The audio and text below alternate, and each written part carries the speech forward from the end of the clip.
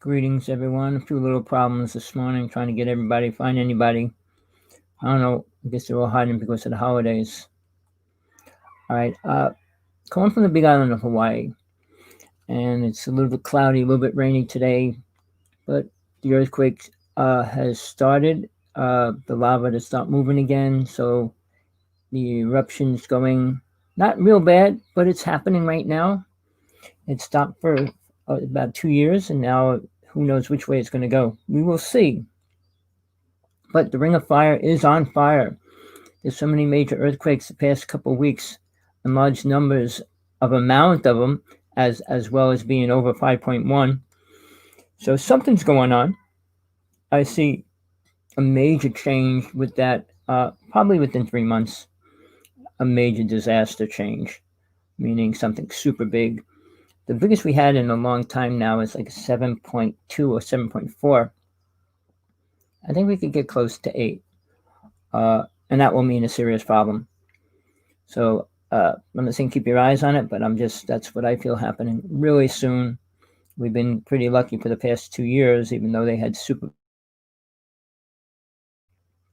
But let's go on. Let's start the day. I got a lot of things to get into. I don't see my co-host here yet. I don't see anybody else coming on.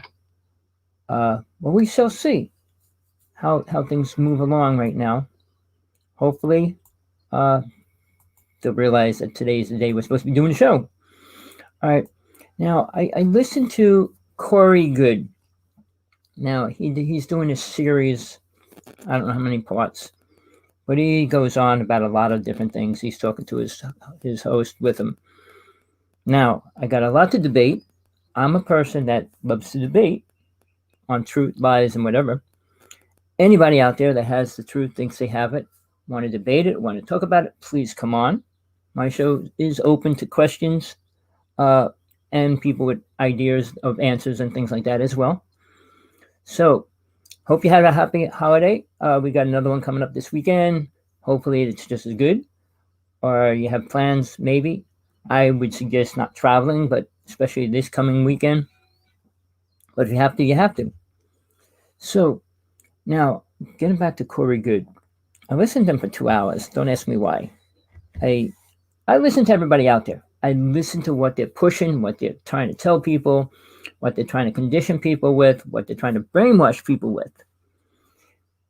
If you know anything about Corey Good, he claims a lot of things.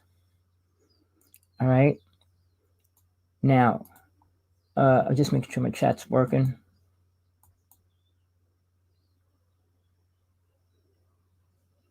All right. I hope it went up. We shall see. Again, today's one of those days. Hopefully, everything's going to be all right. So, getting back to this whole idea of the blue race he says he works with, how they gave him all these visions in his mind. Him with a few other people, and I'll throw in David Wilcock. All right, they just did a couple shows together. And Danian Brinkley. He wrote Saved by the Light. His book was a bestseller for a couple years. I met with him personally, had lunch with him, got into a debate with him and a couple things. I love to debate anybody, especially when it comes to the truth. And then I see where they fit into it, which is usually nowhere. All right. Now, am I saying Corey Good is telling lies? I will tell you he's telling programmed ideas. Anybody that listens to stories like what Zechariah Sitchin put out there about the Anunnaki and his translation of something, and then you pull up the Sumerian tablets, the Emerald tablets, the Urantia, and all the other books of what they preach, teach, and say. Now, they're the mind programming foundation, and then you add the Bible into that.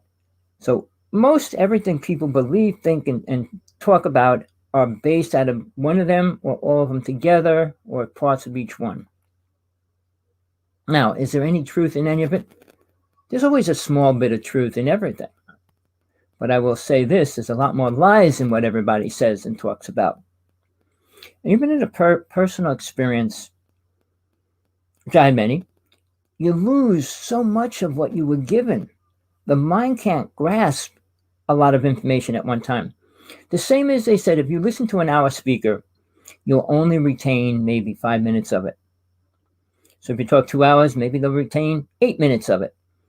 But at that, that's still considering a lot. Not many people remember the whole speech, everything you talked about, and every aspect of it. So when I talk, I usually do 2 hours. I don't know how long I'll do today, hour, 2 hours. Tina Bird didn't come on. I hope she's okay. But I got the link out there. If anybody wants to come on the show directly, please do. But we talk about races and people and time frames and dates. Well, basically they use carbon dating, and they go by layers of the planet and things like that. Now, time travel, do you believe in it or not? Well, I can tell you that I totally believe in it. But not everybody out there that's saying they have done it or are doing it are really doing it, especially to where they say they're going and with who they're going with. I mean, Busargo said he went to Mars with the president. Now, Laura Eisenhower said she's part of the program. She went to Mars.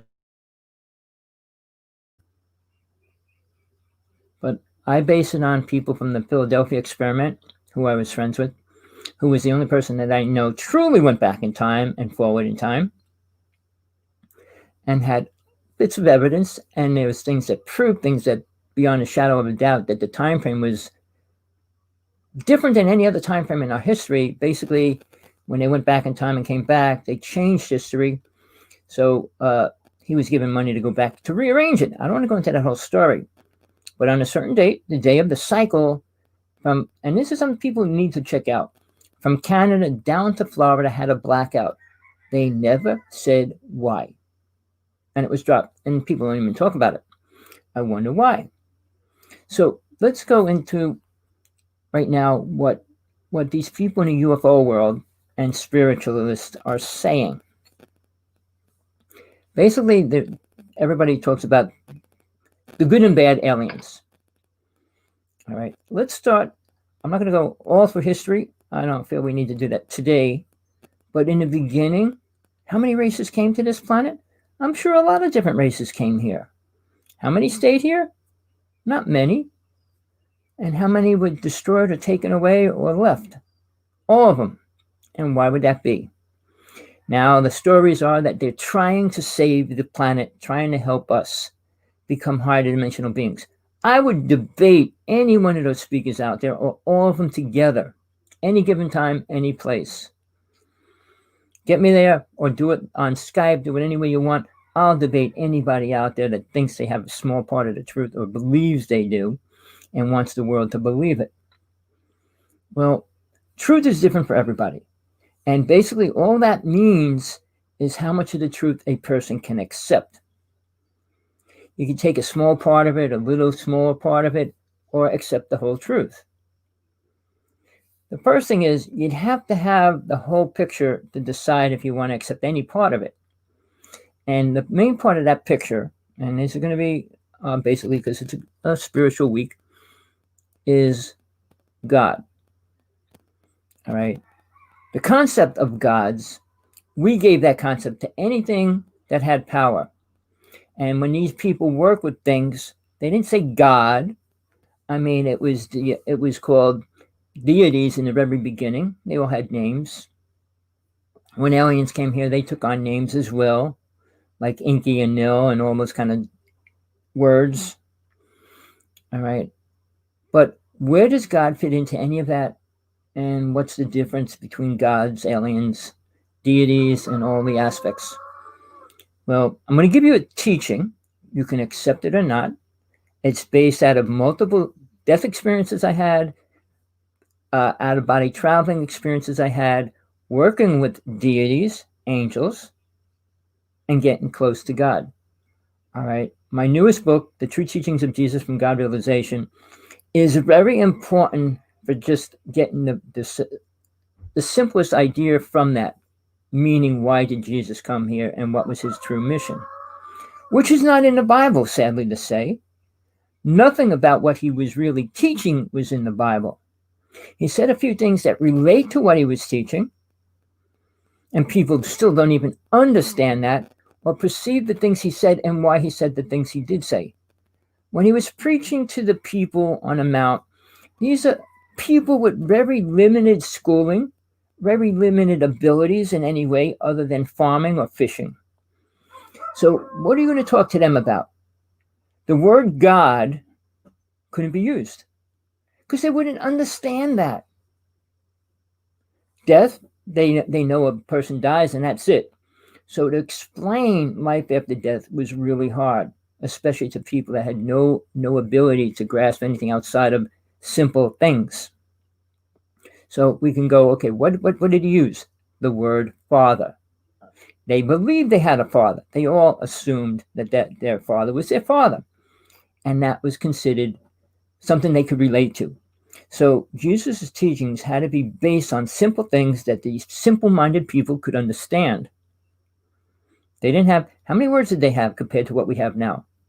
10%, 5%? And the simplest things, they didn't have multiple tools and things, so they didn't even need names. But when they used the word God, they had no clue what it meant. So he had to use father. When he talks about phrases, what father wouldn't give their son anything that they desire? Well, that's a special, different kind of scenario, because God, Israel, all right, the one true God. Now, people are trying to wash that away, cover it up, and erase the idea itself. They listen to Corey Good. I mean, he talks about these aliens, and all the UFO people talk about these aliens, and they're going to help raise our consciousness. To what?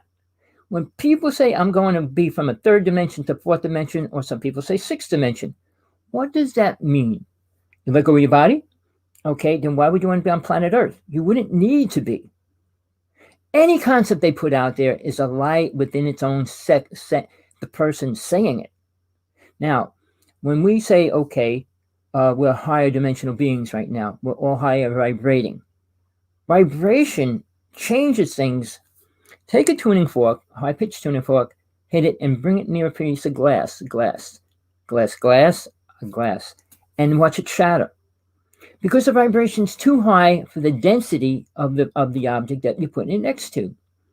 So do you think if you raised the vibration of the planet, people would be okay? No, they couldn't. People can't live in the vibration that the planet vibrates now. They need to drink, smoke, do drugs, and keep their attention off of anything that they're doing by watching sports and every other thing. So we're in a really bad place right now. We are probably in one of the worst places that we have ever been in history because of the weapons that we play with. All right. Now, when Jesus was teaching, and he was trying to teach these people, what could he teach them? Now, when you teach something without a TV screen, without the objects in front of you, how do you teach about it? If I'm trying to explain to you about an apple from Mars, and I didn't see it, how could I explain it to you? You would relate it to what you know as far as an apple is, which probably have nothing to do with what an apple from Mars would look like or be or taste like. So when you go into more complex things, and I'm not talking about science because that's so far from the mainstream, about spirit, death, soul, and true energy. Now, the average person doesn't understand that. And when the government creates things to use that against us or to attack us against other countries as well, people don't understand that. Trump has no clue what a HARP system is. He has no clue what CERN is. He has no clue what fracking really does to the planet. He has no clue what chemtrails are really doing to the planet.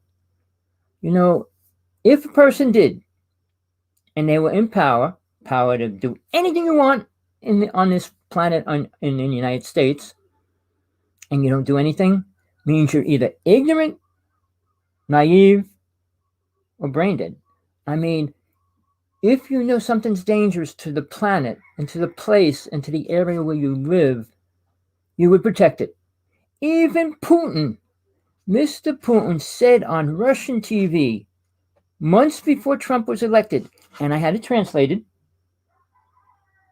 and basically it was about, okay, the translation, what he said, I'm going to, hold on. Give me one little second to let my little munchkin dog in. I'm coming in. We're enjoying the show. There he is, if you can see him. He's my co-pilot today. I'm hoping. Right, everything's going to be bugging me, obviously. Trying to get back to the thought where I was. All right. We're in a place, and we got all these people coming out and saying different things about the teachers, the people we're working with, and what's happening, and raising our vibration. All right. To what? What do you want to vibrate at? And Corey Good and other people pushed the theory we're all one. All right. That would eliminate a real God. It would eliminate a lot of things, of aspects that we believe. If we were all in control of everything, if we were all one, we would the same way, which we don't. We would be creating a scenario that we would all agree on, and we don't. We would be making things better, which we are not. The scenario of being one. Is there anything you can tell me right now that you'd want to be one with? Your father, your mother, your children, your cat, your dog, the ocean. Would you want to be one with all that? And I would ask you why. What benefit would it do you, really? When you become a part of one and everything's part of that, you're accepting rapists, murderers, killers, thieves, stealers, liars, cursed, people that abuse anything and everything. All right. You want to be one with that? You accept that? You accept all things are one? All right. Now, I'm trying to split this idea. When we split our idea from, oh, here she comes. Hold on. Hello? Hello, Tommy. It's only me. I just sent a message. I'm so sorry I'm late. I've just got in. Can you get in? Yeah, well, yeah, but it said, I got in, but it said that it wasn't on your end. Send me another link. The link said it ended. Oh, hold on. Oh, no. Hold on. Let me just get this link. Oh. I'm trying to get in. I thought, no. And I thought I better ring you and let you know. Oh, man. It stopped. And then when I started it, it must have cut the show off. Now I sent a link to everybody and a link. I couldn't get through. I've been messaging you. And I thought I better ring you. Well, let me send you the link. Hold on.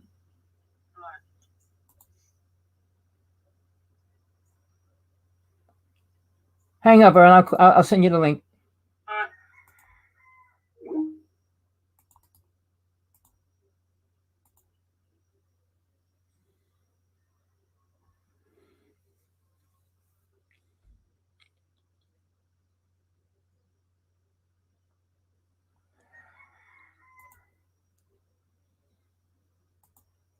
All right.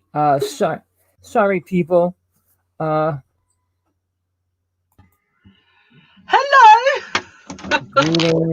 Greetings, Tina. Hello, everybody. Sorry I'm late. Well, I was taking the show a completely different direction now, but I'll have to bring it back. People on that, I'll follow up later. I still am going to do 2 parts to this show today. We'll do 1 part with Tina, and then I'll go back into what I was doing after. All right. Tina, say hello and what's going on in your world. Hi, everybody. I'm Tina Bird, and I'm very sorry I'm late again this week. Here in England, it's been quite cold. It's been -1, -2, and -3 degrees at night. We've just gone into tier 4, which is kind of like another lockdown in here in England. We've got there's 3 or 4 tiers, and it's kind of like a lockdown. So it's a bit restrictive here in the UK over Christmas. I'm lucky enough to still be working, but I've been off yesterday and having the COVID test, so I'm having that done. And I'm in hospital Monday, so you better come back clear. Apart from that, skies have been clear. There's been lots of reports of people coming out saying that they've seen sightings. So, and there's lots of different aspects to it, whether it be military, people with their own cameras, but more and more people coming forward. So, you know, it looks like we are there, and a lot of abductees are going to be owed a lot of apologies. But anyway, I'm here. I'm Tina Bird here in Hive. You can find me on Human Individuals Visited by Extraterrestrial or ET Girl on Facebook. And I am late, so I do apologise. But everything else here in the UK has just been upside down. And I do apologise to Tommy because he's such a great host and he puts up with me every single week. And sometimes I'm late, and I do apologise. But Merry Christmas to everyone, and it will be good to see you all here tonight, Tommy. So I hope you enjoy our show. All right, I'm going to be putting a link up, but I'm putting a link out there that if anybody sees the link, they can come on the show. So we might get a guest, might not, but that's what I'm doing right now because I don't know what happened, which link went out. Just give me a Tina. Yes. Give us a short explanation what you feel and think about aliens. So I think there's a couple of different views. So aliens and what they're after. I mean, you know, anything outside the atmosphere is classed as alien. People think, oh, little green men. It is not like that at all. My opinion on aliens is if they wanted full contact or contact with human beings, they would be honest enough or look socially aware. And they've obviously monitored us for hundreds of millions of years to come forward, and they can communicate with us. They can communicate with us. You know, it is telepathy, and they can communicate with us. Why would they need to secretly come into your room, sedate you, take you, terrorize you, perform all these medical procedures on you and then put you back? You know, is horrifying. And to do that covertly against your will, it tells you all you need to know. We either possess something they want, we can do something they can't, and they need our DNA or they need our blood. They need something that they can't do or reproduce. So I think they have an agenda, or you know, all that be, you know, is take with one hand and give with the other, you know. So whatever agreements they're making, you know, if it's for the betterment of man, then surely all mankind should be included in that. That's not just that, it's every continent in the world, every single race should be, you know, in on that. And, you know, they should come forward if they want to be our friends. And why just pick friends you want to be with? You don't pick friends to be military leaders to help build playgrounds, do you?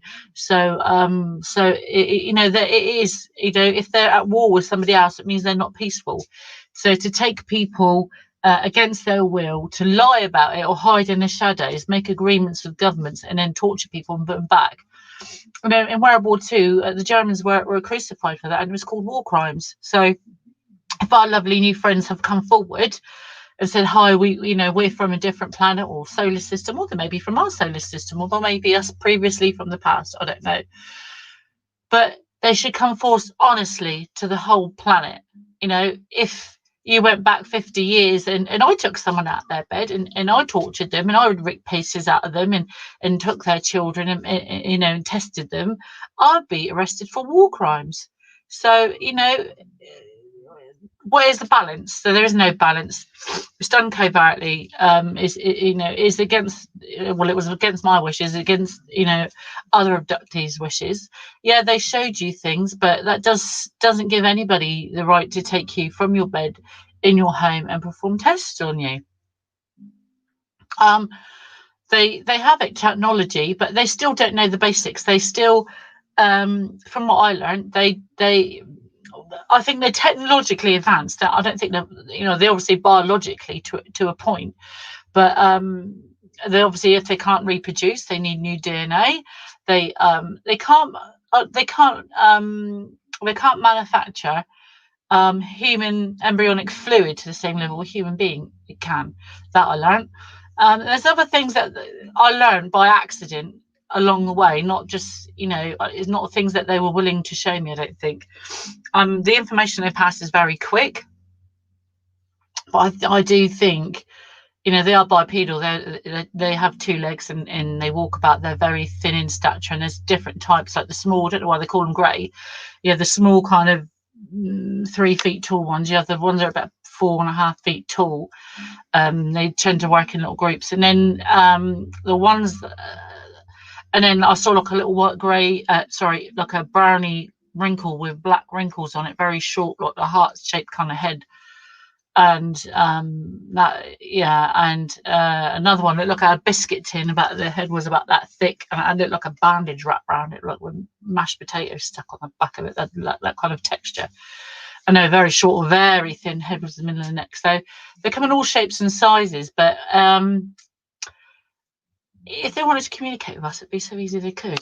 If they can take you, sedate you, and strap you, or stick you to a bed, sedate you, I mean, then they can communicate with us. So to do it covertly, if we went to another planet and chose to kidnap their race and tested their animals, but wanted to be their friends, you'd learn about them first before you start poking an ant's nest. You don't know what you've done. So yeah, I think they've gone about it the wrong way. Depends what race or whatever it is, but I only know the little white, the little white beings. They're glowing white little chappies. So that's my opinion on aliens so far. All I can tell you is from my experience, taken from a young age, or from taken from a child, and they try, they.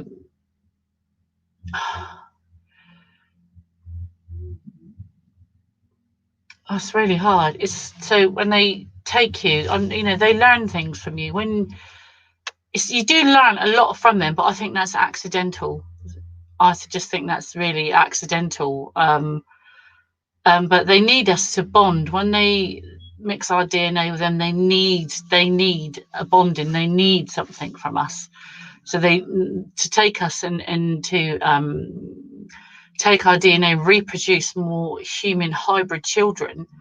I'm not talking one or two or hundreds. I'm talking hundreds of thousands, millions, and they're not going to populate this planet. I'm not quite sure if we're a melting pot of DNA. I don't, there's something they like here. There's something in the water they said they like here. It reminds them of their home or wherever they're from.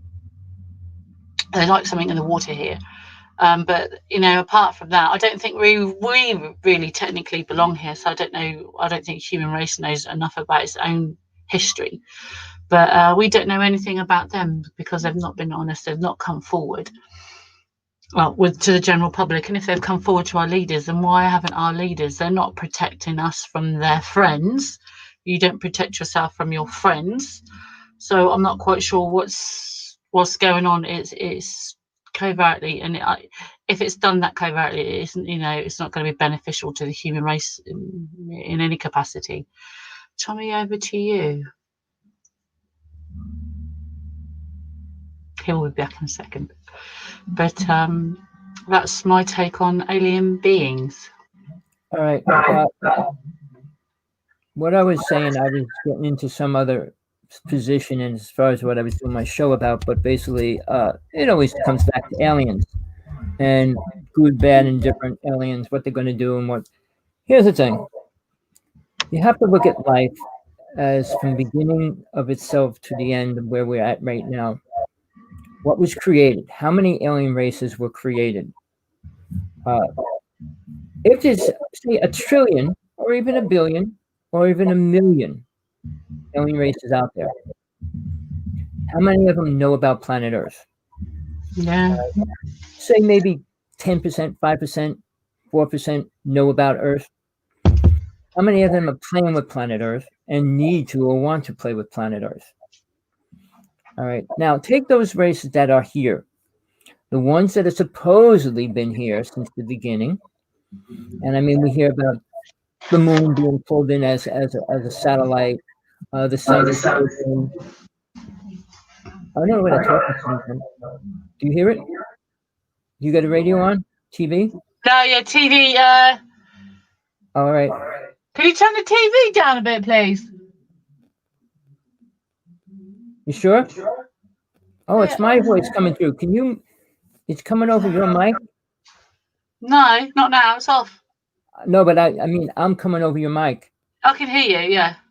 But it just stopped because it was repeating what I was saying. Oh, okay. It stopped. Whatever it was an open mic because it was recording what I was saying and playing it back. They're listening. You can come on the show. You don't need to listen secretly. Getting back to the alien races. That's my echo. I'm just wondering how it's being picked up. It's playing games, whoever's doing that. So here's the thing.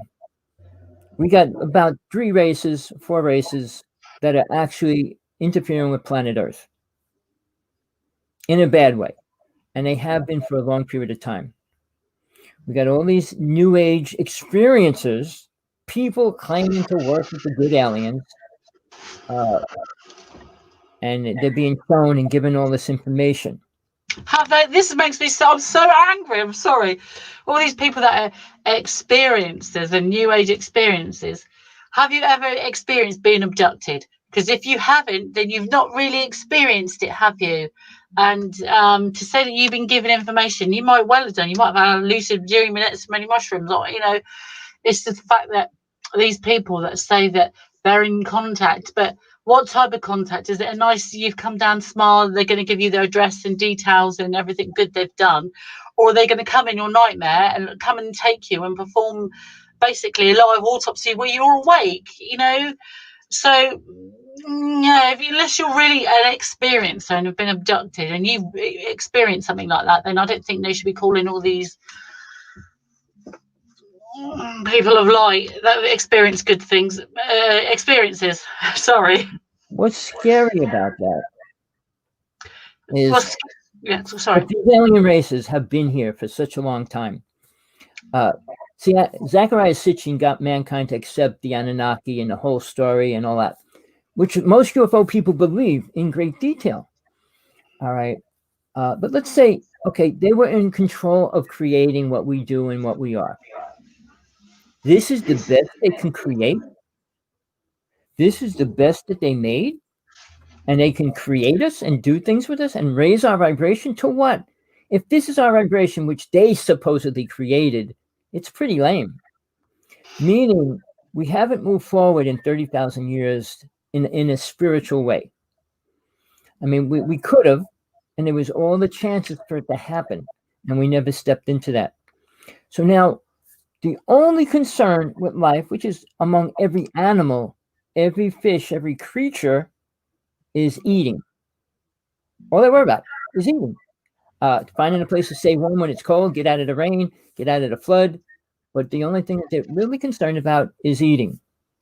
Most creatures don't have to change their house unless a flood comes by. I mean, they're not saying, well, I want a new car, I want a new... They don't judge they don't need any of that stuff. Mankind has accepted we need toys. I love toys right now. I really do. I went on Wish. I've been buying every kind of toy you can imagine. I got a Tesla coil. I ordered 2 bikes. I mean, I got a sound machine coming. I mean, I said, before I die, I want to play with the toys that I always wanted to play with all my life. All right. I bought a drawing board, which I always wanted. And I just gave up on it. And now it was real cheap on Wish. And I said, well, I'll get it. And maybe I can draw some nice pictures and leave them as remnants. But, that's all we play with. Spaceships, submarines, cars, airplanes, toys like baseball, football, little balls, and men like playing with balls. So guess what? That's what man puts his attention on. Then you go beyond that, it's drinking and smoking, and then drugs. And then obviously the main thing among all men's ego and mind is sex. So where is an alien race going to move us forward in the word spiritual? If they've been here working with us 30,000 years, why is it that's where our attention is? If you ask 90% of the planet, not you'll never be able to get everybody, but even say 10% of the planet in different parts of the world, why are you here? What do you think their answer is going to be? Do they have a clue? Do they even know why life was created? And then again, what is their purpose? What is their real purpose? And everybody in the UFO world, in the spiritual world, think they're going to find their mission in life. And the only mission which they don't want to find out is the mission understanding what happens after death of the body. So guess what? Most people aren't looking for that and don't want to. So they take religion, mold it into something that makes them feel good, like Christianity. Now, I don't want to get into that. I know I'll do that later when Tina's not here.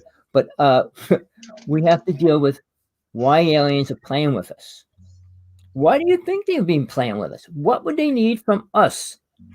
Technically, we're far behind them with technology on weapons, inventions, and even medicine. They're 1,000 times ahead of us. All right. I think it's like, in my personal opinion, from what I've seen and what I've seen alone, either they don't have a soul or they have a vessel but nothing in it. I think the human body contains a spirit and a soul. I think they're two different things. And that's where the human being, I truly think that there's two things in one. Your consciousness is your spirit, and the thing that drives you, your essence inside, is your, like, your mind, your conscience, is that's who you are.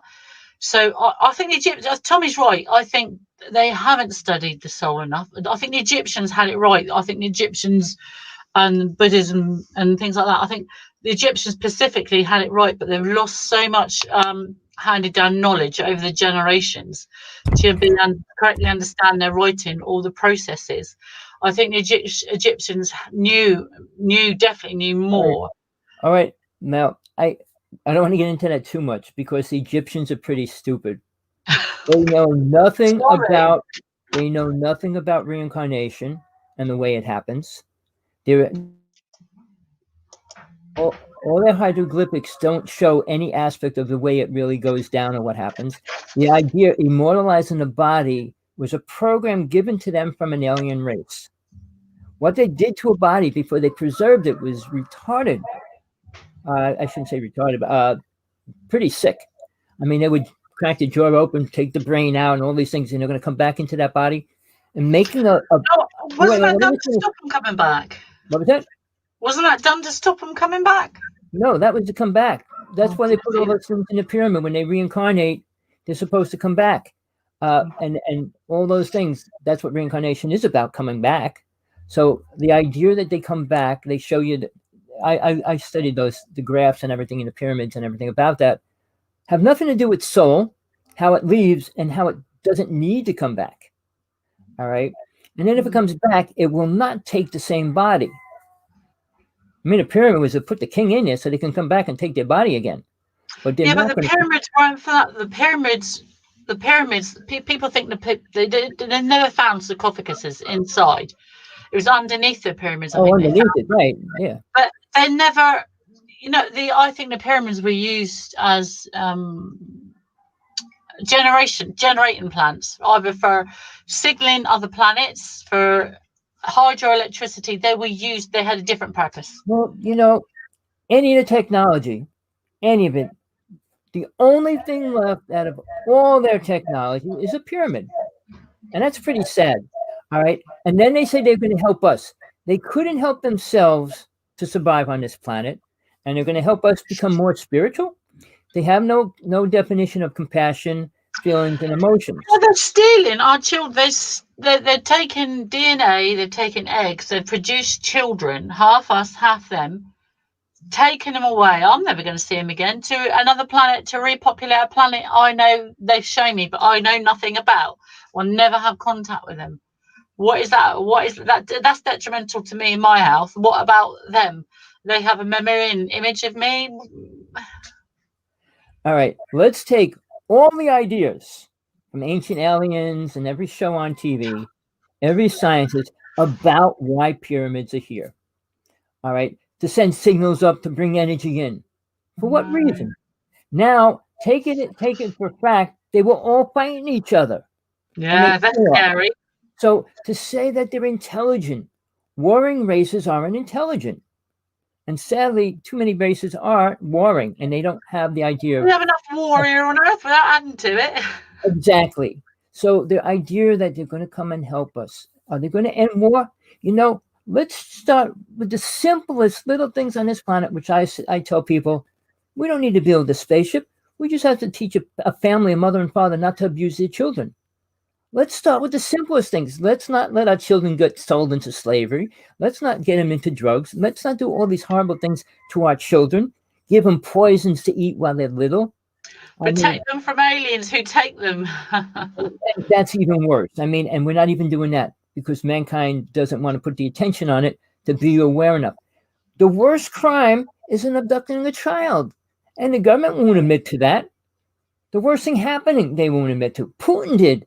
Putin said it on Russian TV, at least. He was one of the few people who has the most money on the planet, one of the most respected from his country, most highest powered person to come out and say, there's 27 alien races and 2 of them are trying to destroy the planet.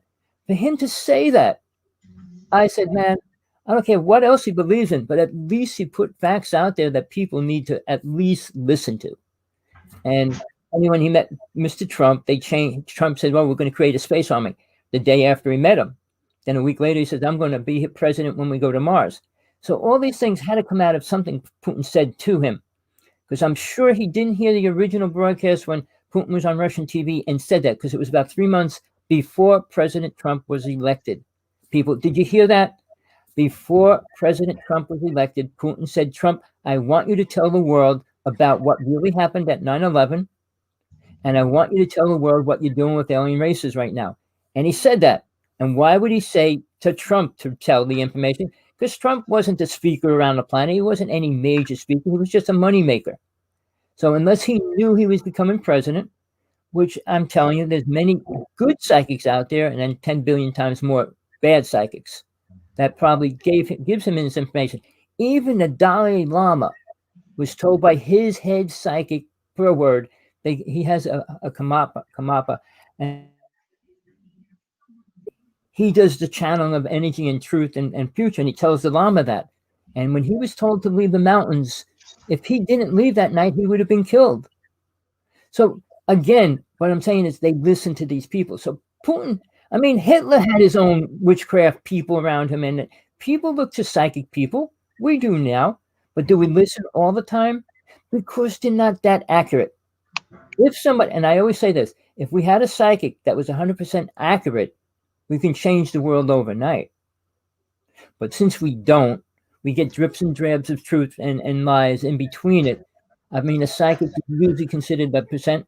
So when they tell us the ship's going to come down and invade us, like the Galactic Confederation, over the past 25 years, how many times did they say that ships were going to come down and they were going to meet us?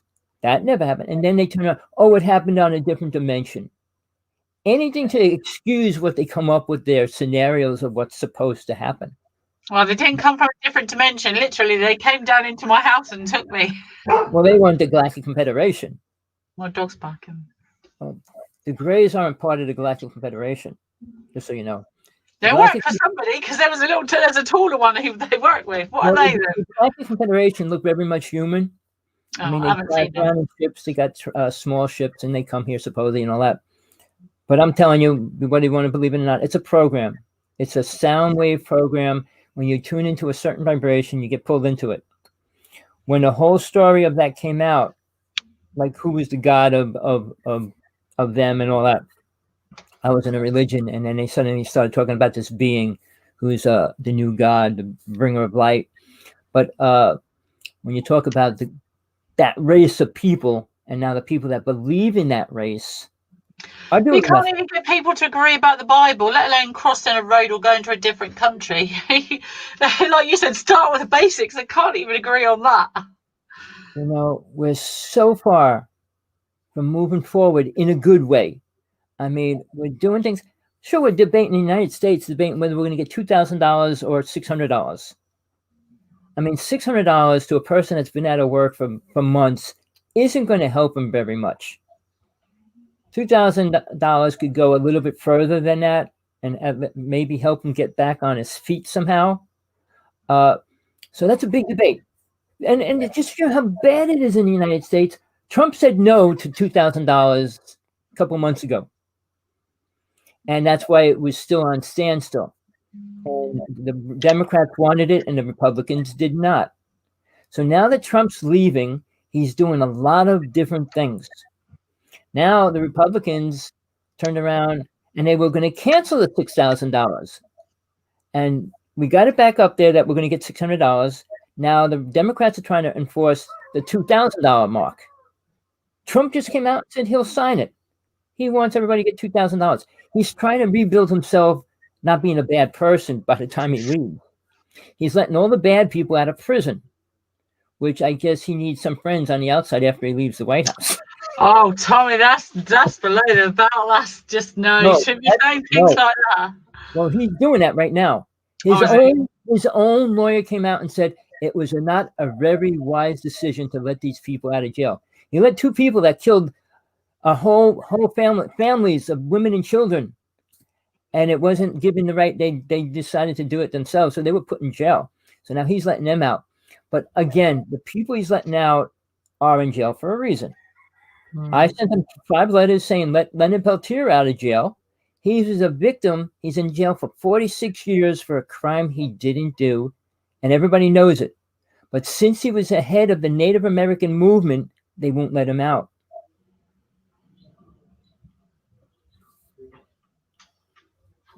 Hold on. I'm just trying to see what the comments in the room. Yeah, well, we know anybody that runs for politics or anything like that has a bad energy flowing through them because they already think they have power and ability to control people.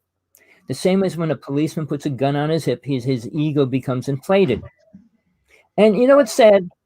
All the things that happened in the United States alone in the past year prove that mankind's not listening, not watching, and not even moving forward. The police department, more than anybody else, needs to build respect. So you don't go out next week and beat up and shoot up another guy that's innocent. You don't take another guy and shoot a person in the house because you thought they were guilty.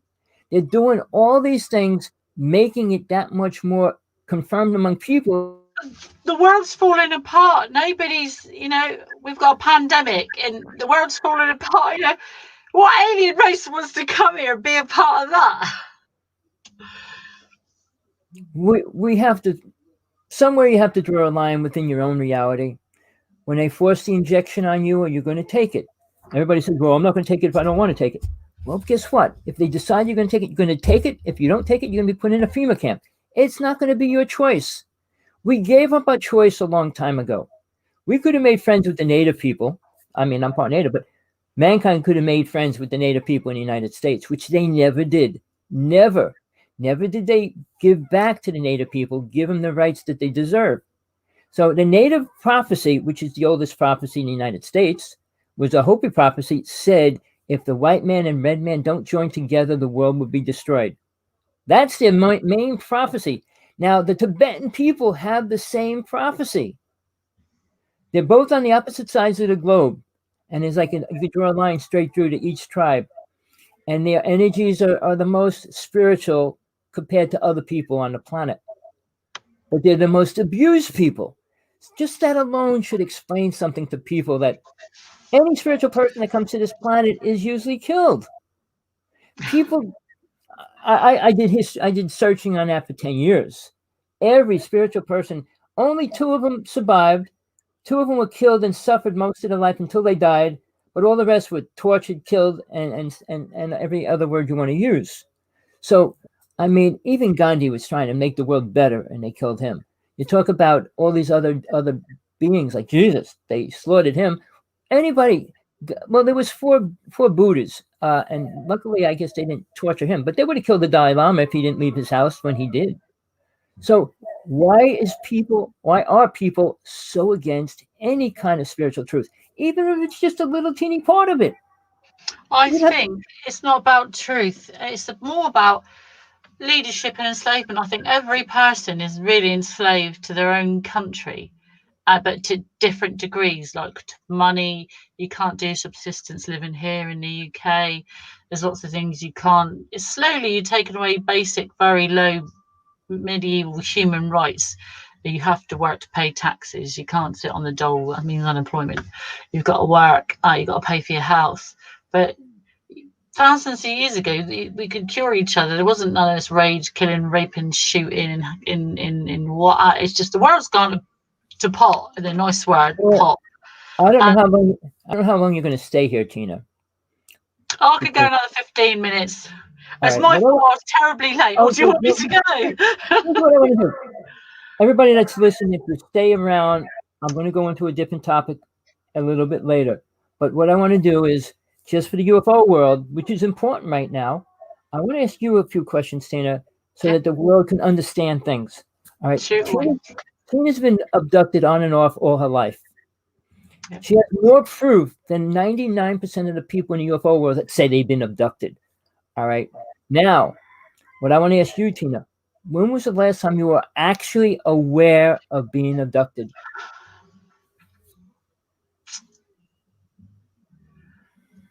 I don't think it was that long ago. I had an episode, actually aware, must have been about 2 years ago. I was at my mum's house, and I woke up with the grid over my eye. I told you, didn't I, this eye?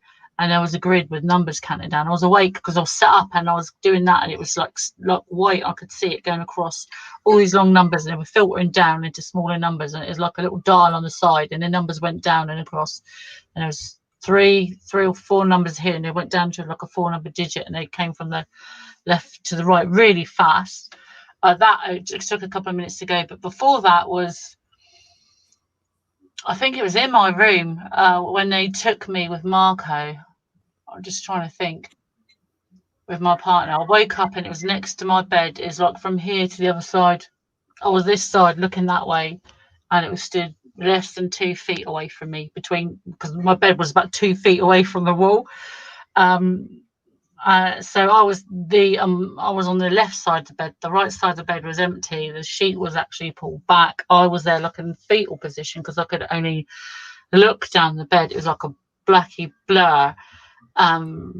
But I was like, my eyes popped forward, and there was this thing. I was awake, and I couldn't physically move. I could move my eyes, but I couldn't physically move. It was like I was, and this thing with this like a bluey green light came from underneath or the side of the floor and wall on the right hand side, lit up the side of the bedroom, and it was there. This thing was there. My partner had gone, and it must have been waiting with me, or for them to put him back.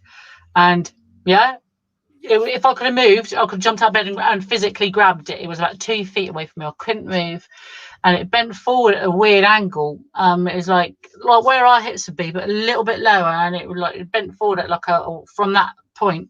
Really thin body of about an 8 or 10-year-old child. Its neck was in the middle of its head was in the middle of its neck, really thin, like biscuit tin shape, but I couldn't quite see the front because as it leant forward, I couldn't move. I could only look that this thing was just there. And that was that's a little while ago now. That's a few years ago, not that long. You know what I was thinking of? Remember I gave you a technique and I told you to do something, and then that night the shits were over the house. Yeah, that scared me. I didn't want to do that, I must admit, because people said, "Oh, have you ever tried contacting them and things like that?" And I'm like, they view it. Yes, you can, but they view it as like a grisly child. So there is a way you can do it. You can do it for a couple of days, and it's like a low grizzle, and it just becomes more intense. It's like a grizzling. That's the way they look at it. And yeah, it is. Oh no, okay.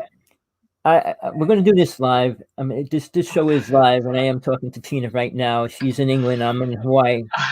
But now, you already said that you have direct communication with all those little children that are linked up to you. Yeah. And they know your experiences. and Yeah. you're taking your experiences to their world. Yeah. So should we raise your experiences a little? Do you want to raise anything with me, Tommy? No. I don't Because know.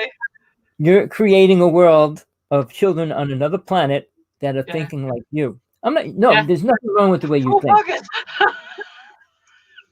But Poor no. buggers, that's all I can say. But again, no. It's just an incredible. It's basically it's your karma, and it's the karma of the reality that they're all going to be in because it's part of your karma now. But and it's the races that are responsible for bringing them there. So it's a chain. We create karma and we live within it, good or bad. But I just wanted to bring that out because like when you actually said you were communicating with them and they all knew everything you were talking about and they were experiencing it. So with this virus and everything else, you're in lockdown. I mean, you got all these days. You're locked in the house by yourself now with your partner, right? Yeah. So there's a lot more things you could be doing because you have the time to do it now. Because usually you're working so hard, and you can even do another show. I mean, if you want to do another show, we can. Anything like that. While that you have this time, well, you can't do anything else anyway. So do Well, I'm whatever in you can. isolation. I'm going into hospital Monday, the 4th of January. Only for a freaking what, an hour, half hour, right? They're only going to 6-hour take appointment. what? What'd you say? 4 to 6 hour appointment. Is that my cup of tea? Yeah, I've got a 4 to 6 hour appointment on Monday. That's how long you're going to keep you in there? Yeah, I'm having it's for the breast cancer unit. So I've had my blood done, and I've got to have a mammogram, X-ray, another scan, and things like that. So I'm having that done on Monday the 4th. Again, I didn't tell you to take out the Geiger counter, but what I was saying is, I truly believe, and this is only a viewpoint, mine, that they are watching you. For a person to be like, see if it's going off. Hold on, I've just turned it on. And it says nothing. It's pointing towards my TV at the moment, towards my computer. So it's just a normal Geiger counter, guys. There it is. I bought it on Amazon. It wasn't that much. And that's the front of it. It's a Geiger counter. So there's volts per meter at the top. And it's micro Tesla's guided counter radiation. So if you see it there, you can see what it says there. Okay. So my computer is reading nothing. So I'm not emitting anything in my room. But when I put it towards me, tell me, was yours emitting anything? Well, here's mine. Right. So Tommy's going off. Now, mine's on my computer, so mine isn't giving off anything. When I put it towards me, we're going to see what happens. So this side first. Oh, nothing so far. Oh, you're in luck. Tommy's beeping away. Okay, it's tilted slightly. Yeah. You're at 94, 96 volts per 82 volts per minute, volts per square meter. Sorry. Right. And then mine's over 100 now. When I turn it towards me, it's different, believe it or not. I'm not admitting nothing, Tommy. Nothing today. Look at that. Now, is that because I've had my blood done, or then I'm going in hospital? I have no idea. Nothing. Look. Absolutely nothing. Let me just test my boob. Last week it was going mental. Yeah, you're flashing like a good in there. 62 micro. It's saying harmful. So the top, just for our reader there, the top, it measures. It's an E field. It measures volts per square volts per meter. And the bottom one there, as you can see the micro Tesla sign. The bottom one measures radiation. So that's micro Teslas on the bottom, and Tommy's one that was flashing, was electrical magnetic volts per meter. That's what it's measuring. It's electromagnetic energy, which is bad. Yeah. So, normally I admit a lot of it, and it goes mental when you put it on me. But today it's emitting nothing. Look, nothing today. See, for her radiation to come and go like it does is not possible. or if you ask any scientist, can a person go up and down in radiation in an hour or stop and put it back A on? couple of minutes, Radio, you go off. Nothing.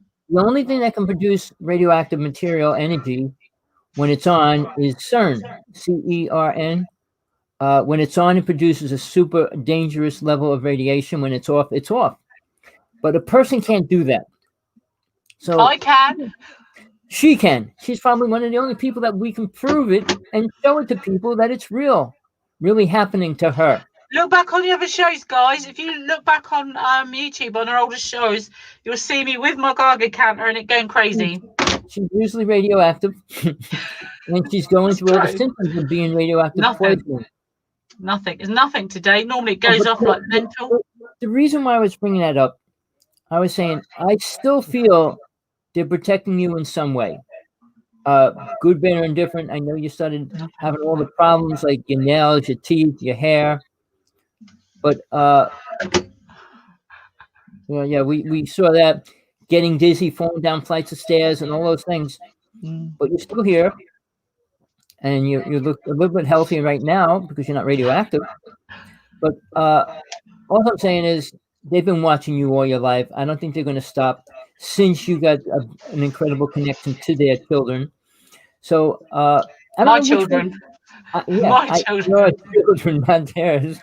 But they're taking yours as theirs now, is what I meant.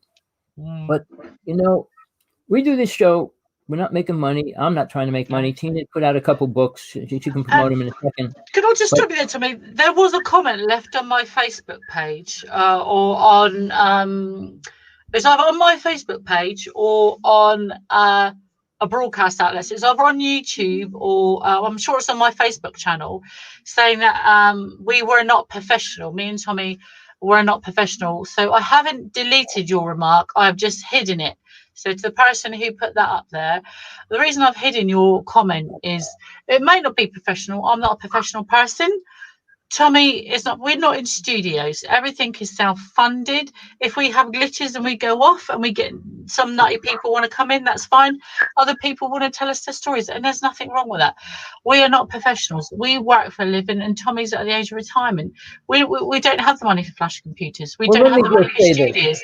We do what we do to get the truth out there. We don't do it for. We're not making any money on this, so we are not professionals. Let me say this on that. I know that person will probably never hear this message. You're a fool. First off, as a doctor, a college graduate, and all those words are programmed people to speak a programmed way, to believe a programmed idea. All right? I didn't go to college. I can't even spell. I have dyslexia. I have a lot of problems. First off, but I'm a human. I have feelings and emotions, and I care about the planet. I care about children. All right, more so than I do the government, Trump, or any other people involved with it. So when you say we're ignorant, no, I'm not. I didn't claim to be a college graduate. All those people that claim to know and be 3 bachelor degrees and everything, and they speak proper English for who? Who created proper English? I mean, there's multiple languages around the world. Why aren't we all speaking the proper language? So an ego person thinks that because I can't say words right. I got problems, but the basic thing, all I'm doing is putting truth out there, and go against the truth that I'll tell you. God exists. Death is real. Reincarnation is real. I can tell you and explain it and get you to prove it to yourself. Can any of these other top people, supposedly high class, you take Corey Good, or you take all the people that do the shows and everything, they can use a lot of glamorous words. But getting back to Jesus, when he was teaching his followers, he couldn't use any kind of word that they couldn't understand. He couldn't even use the word God. I could use the word God right now and know what it means. But if I talk to 100 people, I guarantee not one of them would understand God any better than what they think they know God to be, because they don't understand it. So when you talk about words that science has proved that this word means that, you can look up a word and they'll give you 10 other definitions that all relate back and forth to other words, because it's only man's thinking that created the idea of a word in the way it sounds. So let me stop you there, Tommy. Hold on. So again, to the gentleman who put that remark up saying this is not professional, again, we are not professional. I don't like to see Tommy get upset. We are not. We're human beings that have experienced things. We are experiencers because we've physically seen and felt and been places, and these things have happened to us. So we're not professionals. We are just every normal day people. We don't get paid for it. We have no income from this. We get no income for this. If anyone out there wants to give us money to become a professional, if in fact you yourself has your own business and you'd like to pay for me and Tommy to be professional, that would be a different matter. But as you can see, we're not. So you do appreciate your remarks, but if they're going to be like that, so we're not professional, please keep it to yourself, because you can obviously see we do this to get the word out. We're not professionals. We don't claim to be professionals. I'm just an experienced and adoptee, and Tommy has more experience. So we just get the word out there. Trump is a professional president, and look what he's doing to the planet. All right. Professionalism means being the way people want you to be. Go to a different church. Go to a born-again Christian church versus a regular church, and see the way they pray, what they say, what they do is different. Does that make them non-professional? If they're jumping up and screaming? I mean, what makes a professional professional? Being in your programmed idea of what a person's supposed to be and talk about. I don't talk about what people want to talk about because they don't know what they want to talk about because they don't have any truth to talk about. I'm just trying to tell you, we are in trouble. The planet's in trouble. Aliens are not going to help us. You can listen to 10,000 UFO speakers telling us they're all going to be here to help us. You know what the sign is? Look at the world today, not yesterday or in the future. Look at the world and the problems that we're in right now. What's happening? Look at a world with 90% of the population starving, homeless, in desire and need for food for the day. And you think you're a professional? Because you're out of the 6% of people that work and have a job? What about the children on the streets that are starving? They're not professional? They're professional starving people? I mean, if you want to look at the word professional, and what are you professional in? The way you speak, the way you look? I don't care about the way I look. I look the way I am, and I'm not changing it to make everybody say, oh, he's really good with it. Studio. This is like what we call a Harry Potter cupboard. This is actually underneath my stairs. My house is so small, there is no room for a studio, let alone a different room. I took all my cleaning rubbish out of here and made a cupboard under the stairs. Oh, my Geiger counter's going on. Made a cupboard underneath the stairs, and this is my office, and this is where I do all my broadcasts from, just to talk to the public and general people. To, if I can help anyone that's been in the same situation as me. If people want to ask me questions, then they can ask me questions. There's nothing professional about that. It's called being human. That's what it's called, being human. Tommy. Well, Tina, why don't you promote your book before you leave? Yes. I just bought a new one out, everybody. It's called The Checkpoint. And you can find me, T.A. Bird. It's called The Checkpoint by Tina Ann Bird, T.A. Bird. And you can buy it on Amazon Prime. If you're on Amazon Unlimited, you can get it for free. Downloads are $4.99. The book, the paperback, is $6.99. If you know me, you can get one through me, and I can get it a bit cheaper, and I can sign it for you as well. There is part 2 coming out, but my first book was called The Guardians of Light and the Brotherhood of the Night. I wrote it over 10 years ago. Can you pass me a copy of my book, please? So I can try and get that out to you. But yeah, please, you can find that on Amazon. It's also on Kindle. It's not on Unlimited. You can get it on download. I think that's $4.99. It's $9.99 in paperback because it's a very large book. So this is a copy of my book.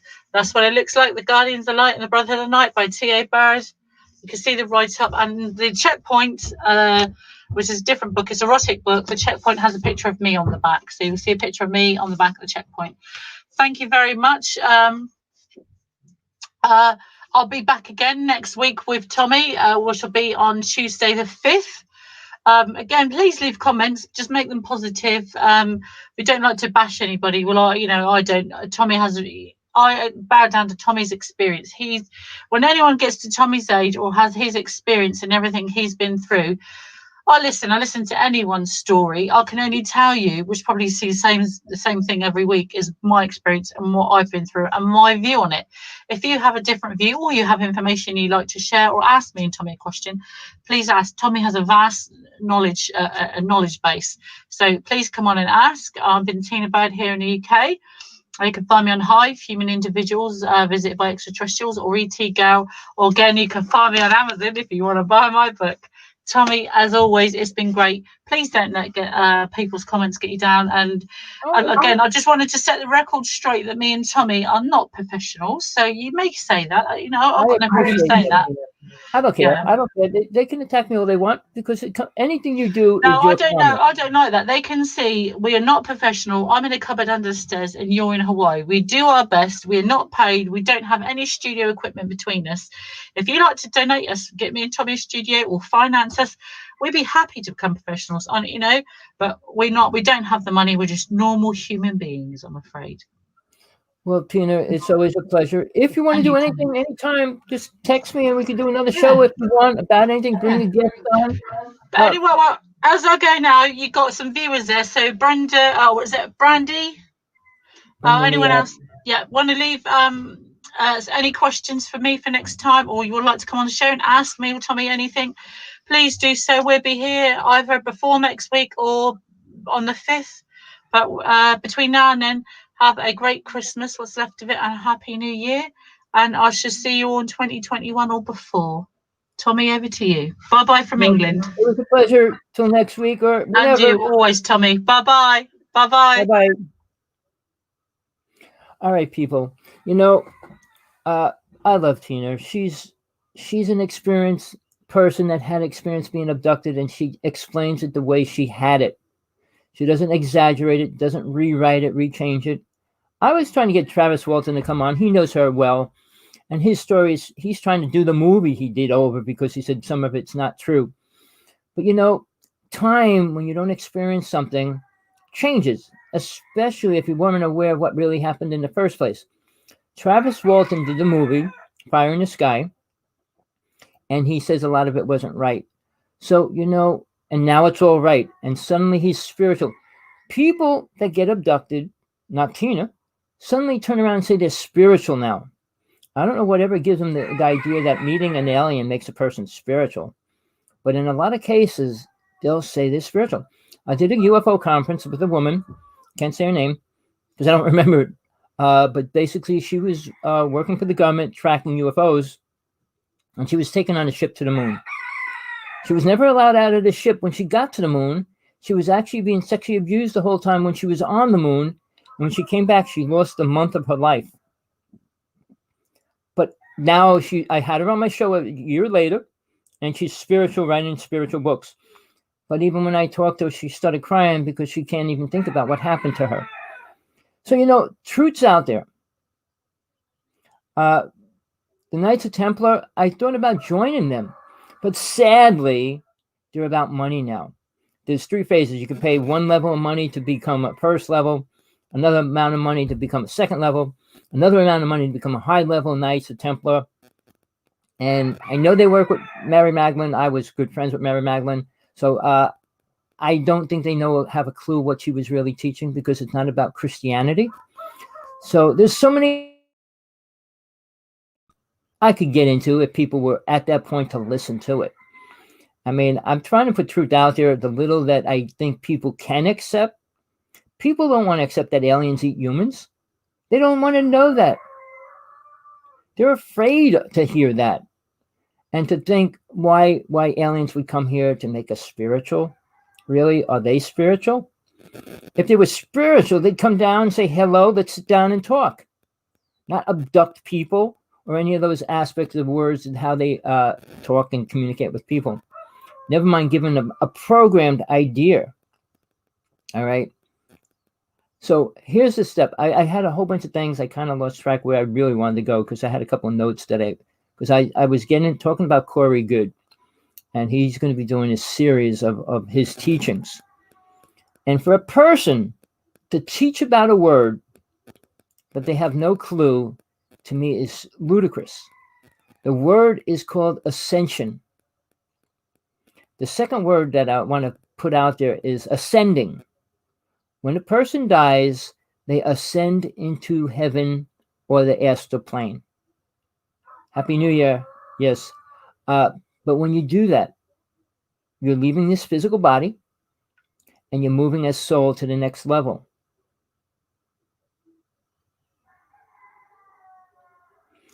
All right. I'll have to pull the music up later. But when we die, karma plays a big role in a person's death. Buddha explained a lot about karma. Not religions don't. Most religions don't. He was right. So, religions have small parts of truth. No matter what religion you follow, there's a part of truth and then a part of the stories that get fed to it. All right. And the stories that get fed to it, like in Christianity. Now, let me explain this before I go into that. Hey, greetings. Can you get on the show? Or do you need me to send you a link? Hold on. Let me just send this person a link real fast. Where is he?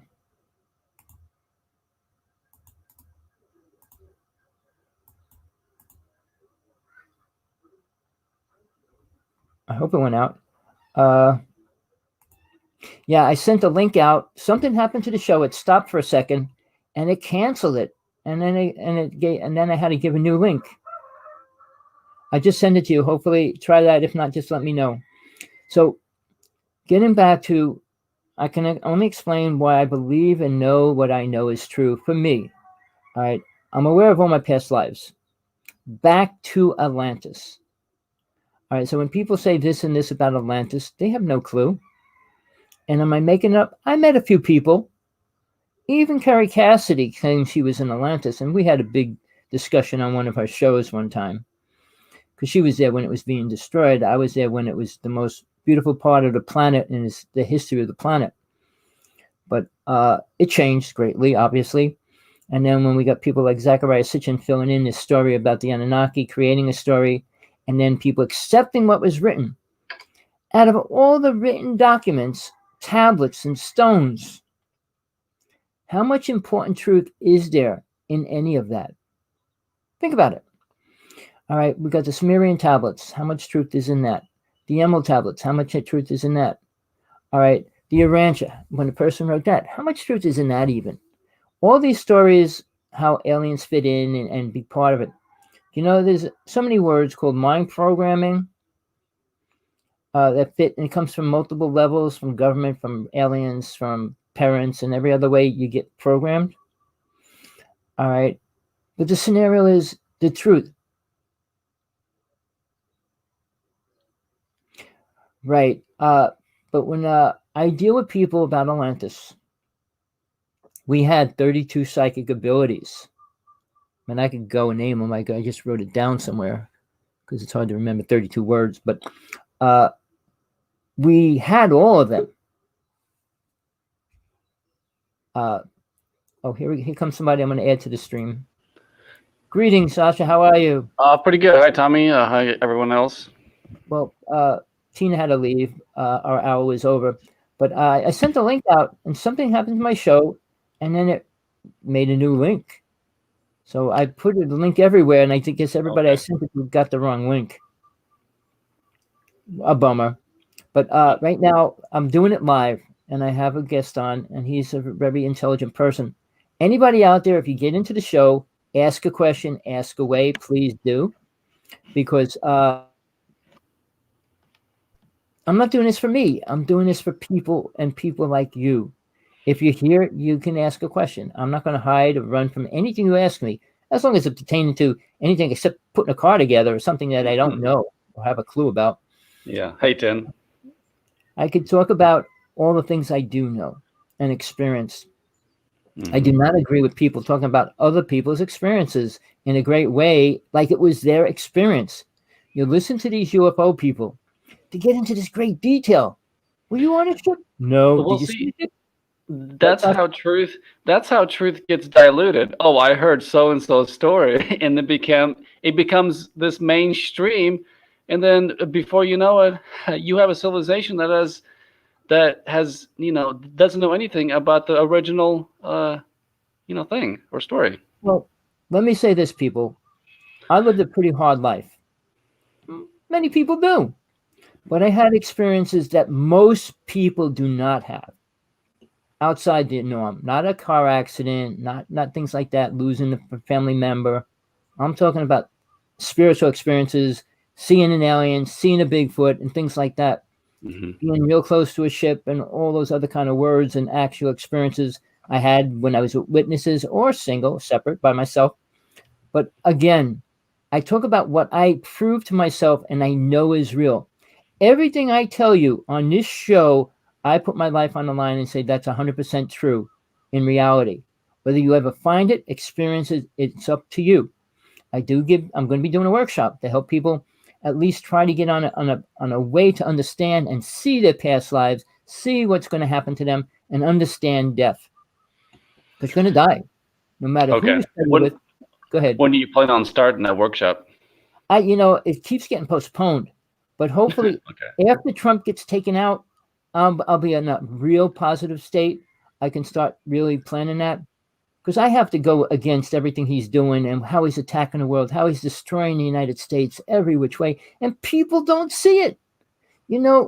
People look for good things. Well, yeah, I wish good things were happening, probably more than anybody else, because one good thing could change the world in a great way.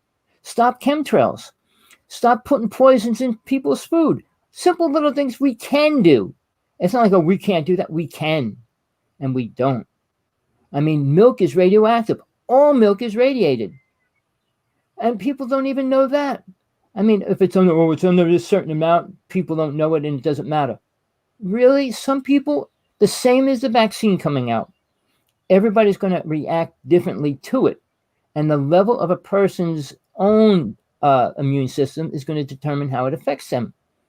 So to say, well, who cares? No, you should care about everybody, not just one person, not just you or just your children. If you're a compassionate person, we can't allow children to be starved and abused and all those other words and not do anything about it. I mean, parents should be forced to take care of their children, but when the parents have nowhere to go or they die, the children stuck alone and nobody cares about them. I'm going off stream, but I was trying to adopt a native child because I'm part native. You have to be, your mother or father has to be 100% native, meaning I would have to be at least 50% to adopt a child. And then I didn't have tribal papers. And if you don't have tribal papers, you can't adopt a native child. You'd have to adopt what they would call, I don't know what the proper word would be, a child that's not really a native child. But the money that it costs when you go to adopt a child is ridiculous. I mean, I know a person I was working with that adopted 2 children. Each one cost $45,000. Good Lord. Hey, I would know. I was adopted. How much did it cost? Do we know? Because these 2 people, the 2 kids, one of them turned out really bad and the other one was good. But, to make people pay a lot of money for children that are not wanted is ridiculous. Give them a home. Let these kids go home rather than keeping them in a place waiting for somebody that can afford them. And money doesn't make a child better. Just look at the people, the family. Look at their character. Are they good people? Do they want to have a child? Will they take care of a child? Rich people don't. I mean, things change. I mean, I look at Sonny and Cher, who were my idols at that time, and her daughter became a man. I mean, the balance is so out of balance when it comes to rich people. We don't have a solid thing. Go a family with very little money. I mean, not super poverty, but then again, they respect each other. They work with each other. They all help each other. Something mankind doesn't do. Simple things. And you'd think alien races are going to come down here and help us in a good way? I said, what are they going to do? Put a gold brick on everybody's doorstep? I mean, what could they do for us, really? Teach us how to love our children? Teach us how to love each other? And people, and I did history. I searched for certain words, like the word LOVE and GOD. I searched every aspect of the beginning of what people considered God was and all that. Never mind what love was. Love did not exist until day 1. Day 1 of our calendar. Meaning when Jesus came, love became an actual word. People started realizing they could love each other. Before that, men did not love women, ever. And they weren't respected as anything other than, for a word, a slave. So, we move forward, and we move forward chemically, scientifically, toy wise, but spiritually, no. Compassionately, no. So, what steps did we take since 30,000 years ago? Well, a plane flies faster. I mean, we got toys that vacuum cleaners that are run around the house and clean the house for us instead of us doing it. But really, Yeah. what spiritual connection do we have? Is it any better? I mean, I went through 14 religions myself, and I studied drips and drabs of every other religion that I could. None of them, none of the religions out there can actually talk about a God. I can debate anybody on this planet right now about God, and I have no people willing to go and stand up for their own God. Why is that? Because they don't know God. Even the person that wrote Conversations with God, I challenged him 1,000 times in the past year. I said, when you grow a pair of balls, I will debate you, your show, my show, offline, online, anywhere, any way you want to. Because he claims he talks to God. And I said, God doesn't come down to talk to people on planet Earth. There's no reason for it to. Mm-hmm. So the concept that, oh, well, I really, and his concept is love is the answer. Love's not the answer. Well, he's got all these deities to filter out all the souls that are ready. Well, God created the perfect system. I mean, it, not he. Well, when you were talking about him, I'd say, wow, that's interesting. But God created all these levels that soul goes through. Very few people get past the astral plane. And when they get to the astral plane, they're happy there. Now, let me explain this, people, because most spiritualists, UFO people, even scientists don't understand when they go through a dimension like CERN is trying to do. All right. When you go through a dimension, you're not going into the realms of God. It's still the physical reality. Just because you become a delusion, invisible, or anything, all those kind of words, doesn't change the reality that you're in. You're in the physical reality, which is limited to the astral plane below it.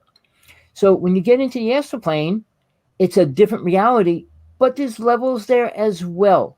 Mm-hmm. Now, and I'm telling you this from direct experience, soul can only go to the astral plane until a certain thing happens.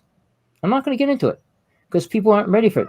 But when you travel the astral plane, there's levels there, the same as there's levels in the physical reality that you can travel into.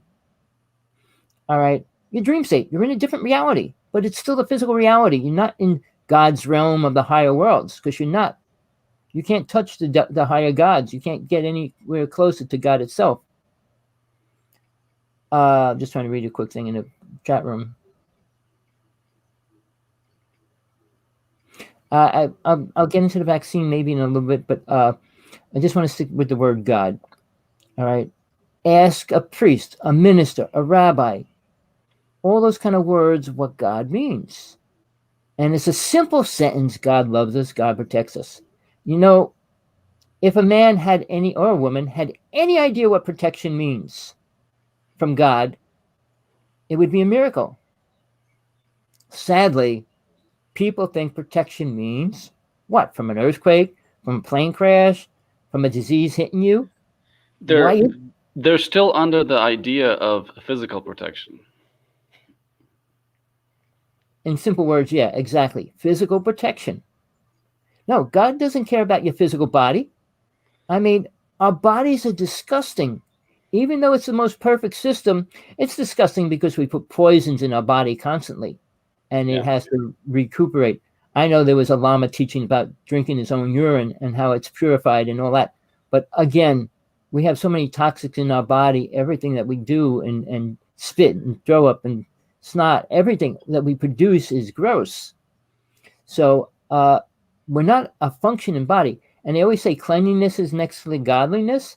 How many people are really taking care of their bodies in a cleanly way, or can? Some people don't even have a shower. In Hawaii, people don't take showers too often because they don't even have a shower. Not to mention, 90% of the people I run into, are smoking and drinking. Well, again, that Hawaii has the highest number of drug addicts in the United States. We have the highest number of homeless people. So guess what? Hawaii is not the beautiful ball of love and light and passion and beautiful bliss everywhere. No, it's not. We got the rat lung disease. We got the skin eating virus. We got a lot of things here. For a small island. Yeah, as long as you stay in the tourist section, it's right. No, you need to stay out of the tourist section because the homeless people do go to the oceans and the beaches where people go because they got to grab money. Okay. They always go where they can find food. People throwing sandwiches out and cans of soda, anything where they can get their food and stuff. Yeah. Even though we got wild plants and fruits and vegetables growing almost everywhere, you could walk along a road and pick up an avocado or a lil koi and those kind of things everywhere. A banana. Yeah, banana trees are but they're usually on a person's property where they're not just because they know people would be just picking them. Avocado trees are always so big that they're always overgrowing the property bounds. Like I got a tree in my yard, it's dropping avocados on the road all the time, but a lot of people come and try to get as many avocados as they can. Oh. But getting back to God, all right, no religion explains God in any realistic way. Protection. I mean, you'd have to learn the true definition of protection from God, not from man's ego. Protection means soul, of our soul, what we are, why it doesn't die, why it has the ability where it can reincarnate, when it can keep coming back until it learns what it needs to learn. There's a different kind of protection there. And when you start moving forward, God protects you even greater. Mm-hmm. To the point when you're ready to leave, you get out of this growing learning period to move on to become a spiritual person and work from that level. Does it protect you? And then when you go there, you realize what you get and what you deserve when you get there. And if you don't experience that, you'll never understand what gifts God actually gives us. Because hell isn't the gift that God gave us, but it was our starting point to help us grow, to get out of it and to grow. Now, the problem is people say hell, this, that. Realize what bad things are. Rape, sex, sexual abuse, and all those kind of words, stealing. But they exist at a highest level here. Meaning, Satan has the power to give us the things that people think they want. Yeah. To spend your life watching football, baseball, hockey, boxing, all your life. And, I know in this round, this person, distant knowledge that's totally useless for growth. Yeah. Speaking of that, I was out and about yesterday. See a lot of property with flags of football teams, and I'm thinking, is that really your life? Well, the word that people should have is called a role model. Now, what is a role model? Somebody that a child should be able to respect and work to become like. Mm-hmm. Now, do you mean a football player, a baseball player, a singer, a rock star? Is that person? Probably not, because in the rock and roll world, in the music world, they're drug addicts, and sex is the biggest thing. Mm-hmm. In football, it's about guys hanging on top of each other. Why? What kind of morals is that? Playing with guys for all this time? Well, they make big bucks. Well, it's like saying if I played with turtles and I got paid big bucks, would I want to do it? Well, if it was helping the turtles, yeah. But football players don't help each other. They're just out there pushing, knocking each other down all day, practicing for months and months until it's time to do the actual game. Is it beneficial for the world in any way? Oh, entertainment. Maybe, man, too much entertainment to ever focus on moving forward. Yeah. Now, the people up in Alaska, the family that lived up in Alaska, and they did the series, and they're still doing it. Well, they were showing you how to live in Alaska. It was made up. A lot of the things were scenarios of things that actually happened or supposed to have happened, that they had to set up to make it happen. But understanding how life is in different parts of the world is so opening to realize we have everything and we don't use any of it. Awareness, food, cleanliness, all the things that can make us a smart living being. Mm-hmm. I'm not saying college, because college is a program that you have to learn that program, where schooling is useless. I mean, even parents wanted to school to teach children about sex and all those things, not to take candy from a stranger. Why isn't a parent teaching them that? Well, our parents don't even want to talk to their children about it. Aren't even open enough to talk to their own children about what's right, what's good, and what. I mean, when a child starts smoking, they see you smoking. Oh, let them have it. Let them have some liquor. Let them drink. You know, morals, which creates a society, are gone. Alien races have their own set of morals, which are not anything close to what we would assume a moral is. Yeah. Uh, when you abduct a child, what kind of moral is that? So we have twisted our own consciousness to fit this moldy little jagged razor's edge and get sliced up all the time because we keep sliding off of it and getting nowhere. Mankind has the ability, if the world respected each other, even at maybe 25% level higher than we are right now, we could be so far advanced in every way, not just the way we perceive we should move forward technically. Technology isn't moving forward. I mean, in speed and travel it is, but not helping us as a being or a soul. Aliens cannot do that either. The only thing it's doing is basically it's postponing our knowledge and understanding of what we are, basically. Well, sadly, in 30,000 years, we moved so far away from connecting to the truth of God, of life. So I don't know if this world can ever get on a track to move closer towards the truth. Now, and I'll say that the weapons and the toys that mankind plays with are getting more dangerous. The sports are much more dangerous now than ever. And danger is a cheap thrill which keeps man high. So when we take that in comparison to what these speakers out there are saying, the UFO people are saying, listen to them. Listen, they'll brainwash you to believe it. Oh, wow, this is exciting. Nothing's exciting what's going to happen. Not excitingly good. I mean, everything that's going to happen is going to be a danger to the planet, not a benefit. Technology which Mr. Tesla created is already destroying the planet.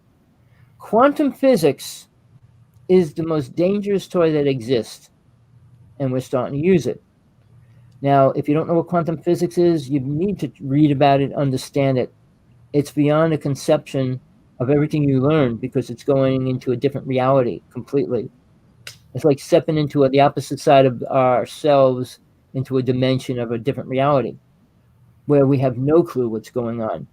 But we are in that place. Tesla opened a doorway with the Philadelphia experiment, which opened a vortex which allowed negative energy to flow into this planet. I'm not going to go into that story. If I start a course, I'll explain that because it destroyed the planet greatly in 1947. 1 year when it happened, it allowed this vortex to open, which allows all this stuff to come in. Gizmo. See him back there hanging? Yeah, he just woke up, it looks like. So, we each need to look at ourselves. And you're going to find the truth there when you decide to look for it. You're not going to find it from listening to me or anybody else unless you listen to what I tell you. And also I'm telling you is you've got to look what's inside yourself to find it. Because Joe Schmo or Corey Good, Eckhart Tolle, the Dalai Lama, Deepak Chopra are telling their truth, which is limited, very limited, to the programs they went through. All right? Now, the idea that drugs will take you to the new reality and just special yesterday saying how ayahuasca opens up people spiritually. Going into the astral plane is not spiritual. But see, people, when you go from a tomato, let me try to think of a way to relate to it, to a pencil made out of wood, to a pencil made out of gold. All right? It's a change. But that's all it is, a change of what you're playing with.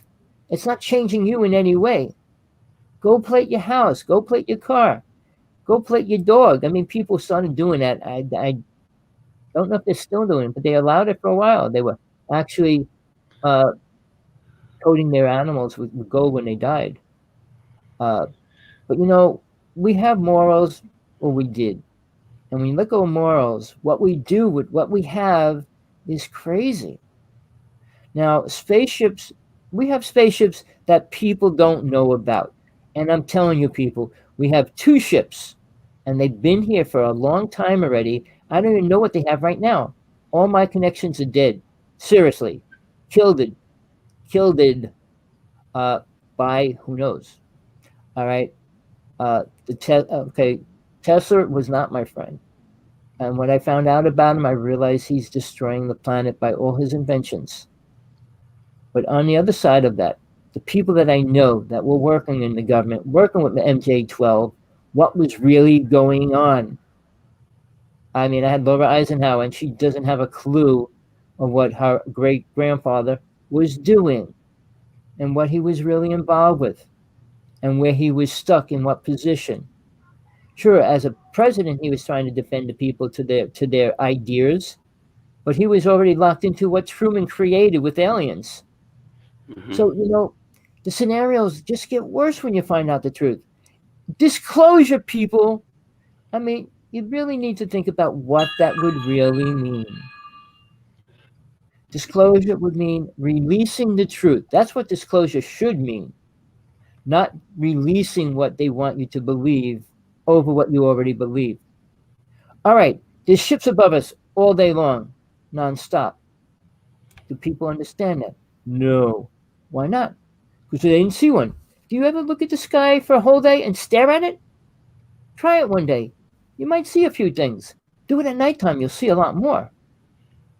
But if you're not willing to put time in, things don't change, or you don't see behind what you're already programmed not to see. When you do a meditation, doing it once isn't going to give you all the answers you need.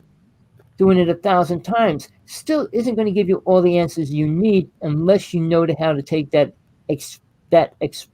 experience deeper or to a higher level. Meditation, and I could go on because I listen to everything I can what people are putting out there mainstream. Well, meditation's the cure. You got to let go of everything. You can't bring memory or consciousness into it. You have to. If you let go of everything and move into the space of bliss, you'll experience a bliss state. But you can't move forward or backwards in that because there's no thought. You're not thinking about moving forward, backwards. You're not thinking of looking up or down. You're just in it. It's a place to relax. If you need a place to relax, yes. But when you take meditation into a spiritual exercise, meaning you're going to do it to experience something more important, it becomes truth. And when you start doing that, you move into understanding past lives and death and all the other words that you need to learn about. What angels really are, what deities really are. Do they really exist? I mean, all those questions which science will say no. We're living in a world so programmed, so abused, and sadly, it's only because of the rich people. And it's such a small percent. 5%, 5 people control 100 people, and those 100 people control the world. That's the numbers, not millions or billions. It's 5 people, and then 100 people. I don't have the sheets. I could run down the names all the way down to who actually runs everything. Who determines war? Who determines a lot of the things that are going to happen? And when the stock market's going to crash, when it's going to burst open, when gold's going up, when gold's going down. It's a game. It's just a game to those people. Even though they play with lives. We play chess, they play people chess, meaning using real people. But here's the thing, people. You know, I don't know what you just want to hear. If you don't put comments in and ask questions, I don't know where you're ready to go. I mean, I can only do a scenario. Like I said, if I do a workshop, I'm going to take you from the beginning to the end, and wherever you fit into that, you'll get what you need. Me personally, I think I'm at a point where I've gotten as far as I can with meditation. I need to figure out what can trigger me, All right. to take it to the next level. I told you. Now, I'm not saying it's to everybody. Everybody's different. Mm-hmm. There's a time. when you have to force yourself to do something. All right. If nothing's happened and you're putting all these years in, you should have response. Now, I'm not saying I understand your past karma, because it could be bad, and it probably is.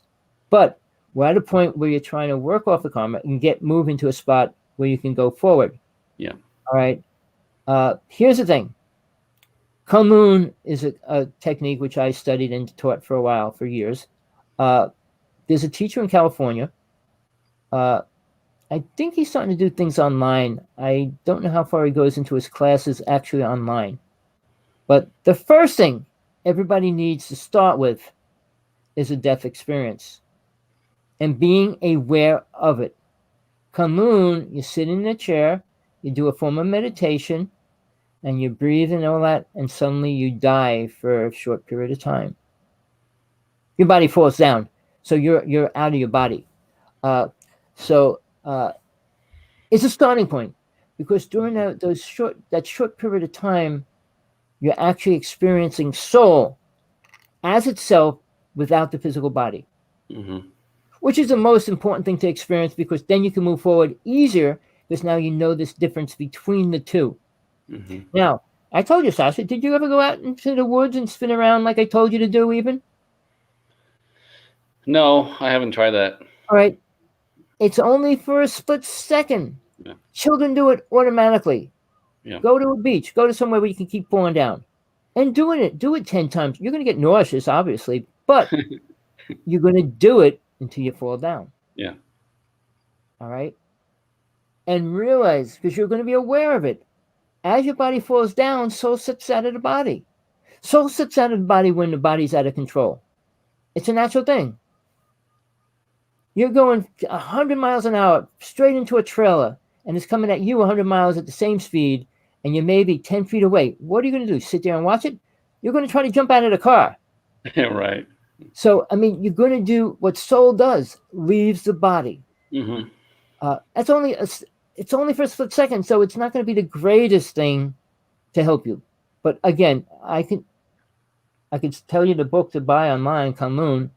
It'll give you the straight. I don't want to read it to you, but how do you pronounce that?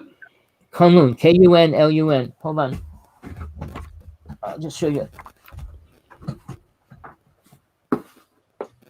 This is a book that my teacher put out.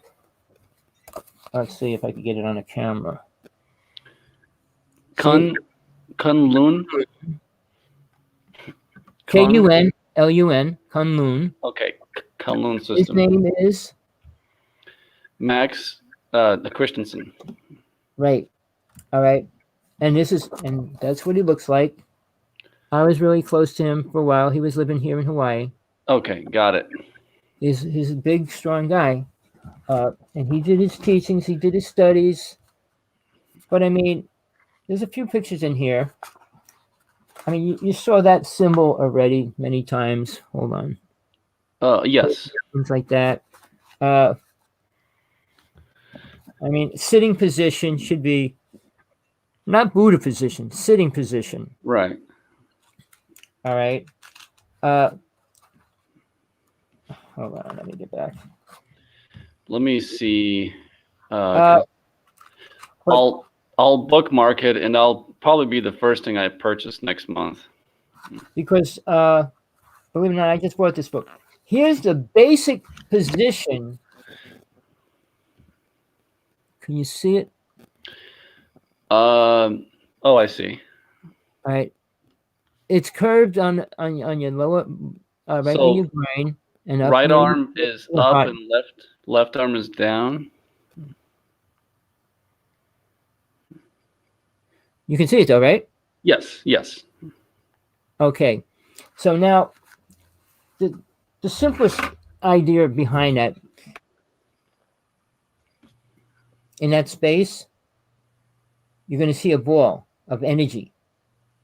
And you're going to breathe, and you bring the energy through your body, and you circulate it around that ball that you're holding in there. That's the starting point of the meditation. And the energy grows, and then it becomes incredible, because then it actually flows through your whole body. Okay. And then then at that point you're able to leave your body, which it forces you to. The energy kind of pushes you out. Okay. You're out of your body will Good. probably go down. And There is a book available for $35, so it's not too bad. well, that's this one. But well, no, I only paid $23 for this.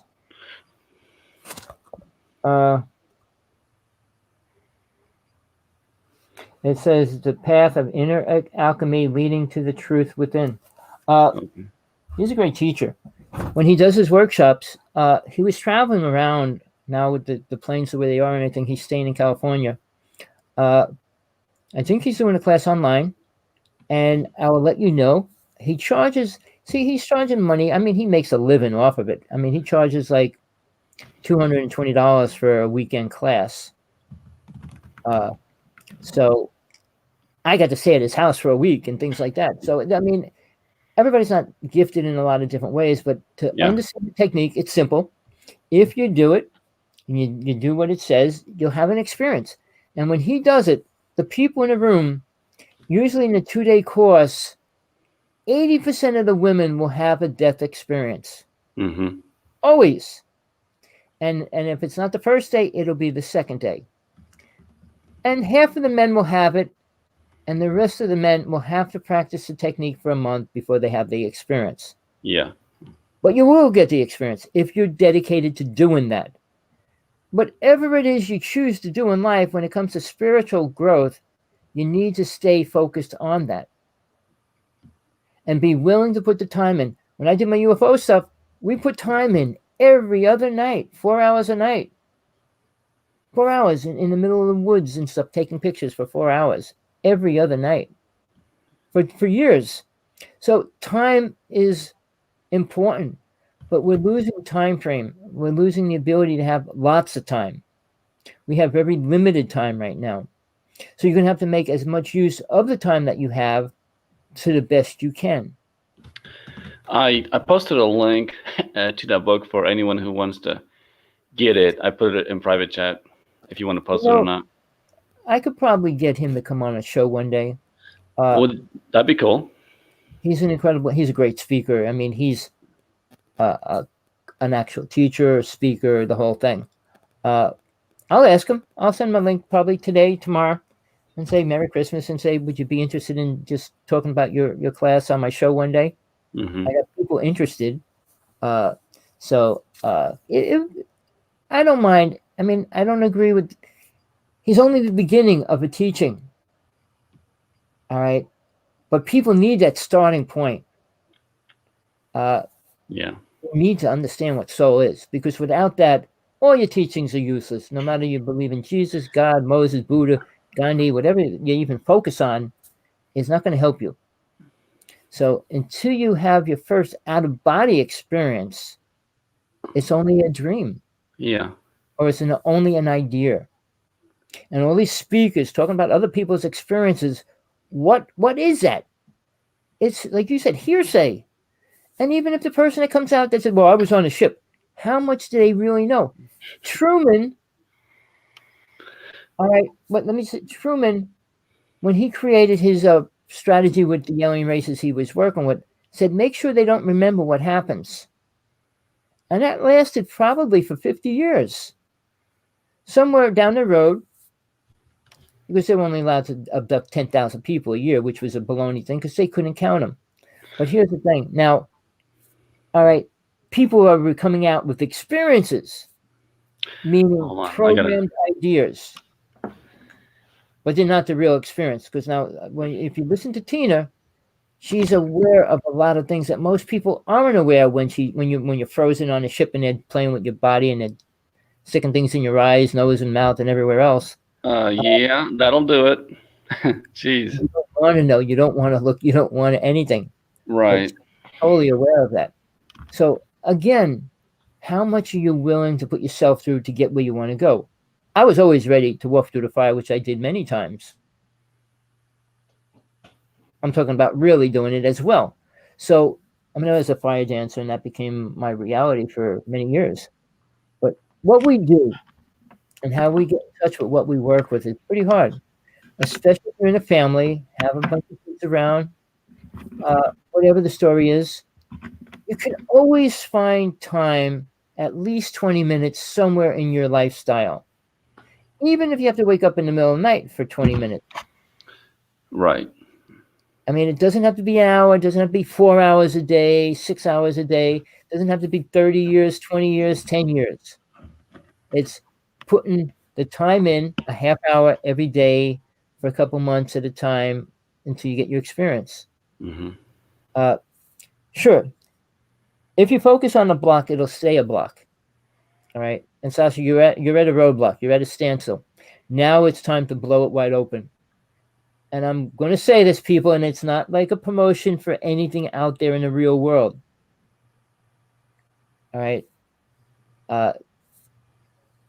There's a lot of plants and things to use from ayahuasca, the peyote. I mean, Como, which is super hard to find. Sure, LSD. Any one of them could help you for a short period of time, but you need to be around somebody that can stay with you and guide you and help you as well. Yeah. Because those drugs are pretty much take you anywhere any entity around you will want to take you, rather than you staying focused and get in touch with the angel being or whatever you need to while you're doing it. That's when the real protection comes in handy. That's when somebody with protection will work with you, and you need that. Until you're working with your angels, you don't want to do it the right way. But until you can actually work with your angels, you have to work with somebody physically to protect you. Because if you get stoned out and you're seeing dragons chasing you, you're going to start running. You'll run out a window. You can do a lot of stupid things. I went through it, and it's not pleasurable. If you're protected and you have somebody there that's going to guide you. I had a person that said he was going to stay with me. And right after I started getting into this weird experience, he had to go to the hospital with his wife, and I was left there alone. Mm. And suddenly that fear opened up everything you could imagine. So what I suggest, when all else fails, go to the next step. And I'm not saying do it every day. I'm saying do it one time. Set up the scenario that it can be okay for the night or for the day, whatever. Somebody will be there working with you or helping you, protecting you, or guiding you, whatever the words you need. But somebody that you can trust, not somebody that's going to play with you when you start tripping out, and try to help you stay focused. Yeah. So somebody at a higher level would be beneficial, but it's not easy to find anybody. I couldn't find somebody at a higher level right now. I mean, I could be with my partner, but I don't think she'd be able to deal with anything I did if I went AWOL. Mm. So for you, I should say, really think about that, who you can bring into your surrounding around you when you do it. Unfortunately, there's really nobody around me, and that's on. Well, see, I assume that's why I kind of like never really push into doing it. Doing it alone is not the right way, especially if you're not like already into the out of the body experience. Right. Because your mind reacts different than soul does. And mind translates it different. So if you're out of your body and you have an experience, your mind's going to create the scenario of what it knows. Mm-hmm. It can't translate something that it doesn't know. And the reason why I'll say that, I read every person that I can find that had a death experience. I read what they say, what they do, and they always start writing books on being spiritual now and all that. Yeah. But you don't learn that one time leaving your body. You don't learn much. You learn the starting point that you can start doing it, which means you start doing it and start learning. Start learning, which is the most important word after that. I've been doing this show a long time, and I know people get bored. And I know their memory starts going AWOL as well. So it is Tuesday. It's 11 o'clock here in Hawaii. I will do another show soon this week. Anybody that's on, get some questions. Send them to Hawksblood1, Hawksblood1, AOL.com. HAWKSBLOOD 1 at AOL.com. I will bring it into the show. I will bring you on the show if you need to. All right, but it's time we really get further moving down the road here. And I don't want to take your whole day up. I know if you stuck around, which a couple of people did, thank you. Please, you can email me, text me. If you want to talk on Skype, which I don't mind doing, my Skype name is Hawksblood11. HAWKSBLOOD 11. All right. I talk to anybody, good, bad, or indifferent. Got something good to say, something bad to say, I'll talk to you. But if you have questions or answers, please do it any way you feel good. Email me or come on a show. I'm giving you multiple options. I'm not charging you any money for any of them. I'm giving you an open door to learn something that might help you. That's all. And it's simple. All right, people. I'm glad you came on, Sasha. It's always a pleasure. Yeah, thank you. I came in a little late, but I'm here. No, at least you got here. I mean, Tina came in late as well. She came in pretty late.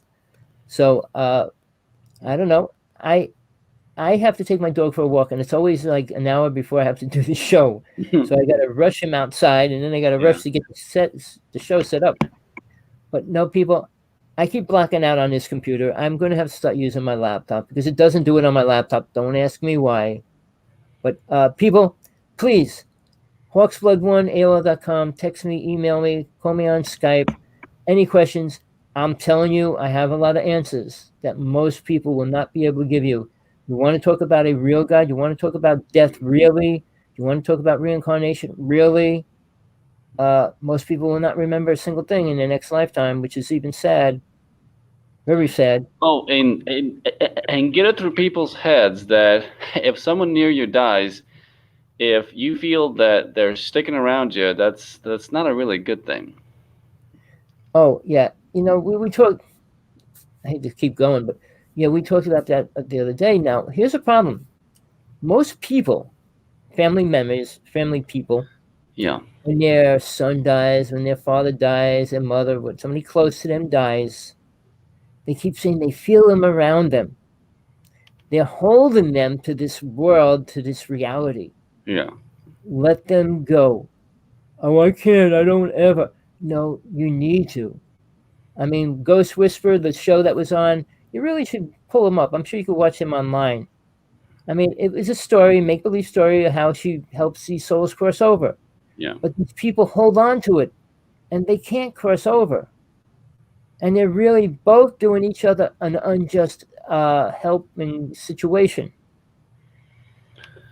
I don't know this particular individual's situation, but I'm assuming this individual I talked to over the holidays, it could be possible that this individual's energy is keeping that soul, in between the astral and Earth. Well, the word, which is one of the worst words that we have, is called attachment. Yeah. I know people would say, well, I could do that, but I'm not attached to it. Well, are you really attached to it or not? Could you let go of it tomorrow if you had to? All right. That's where the attachment plays. When you die, you have to let go of all your attachments. Mm-hmm. Or you come back. You have to come back. And that's just because of the one word. So if you don't know how to overcome a simple word like that, you're in trouble because karma is there. And if you've got a lot of karma and you're attached to this world, you're not going to go nowhere. And you're going to come back without any memory.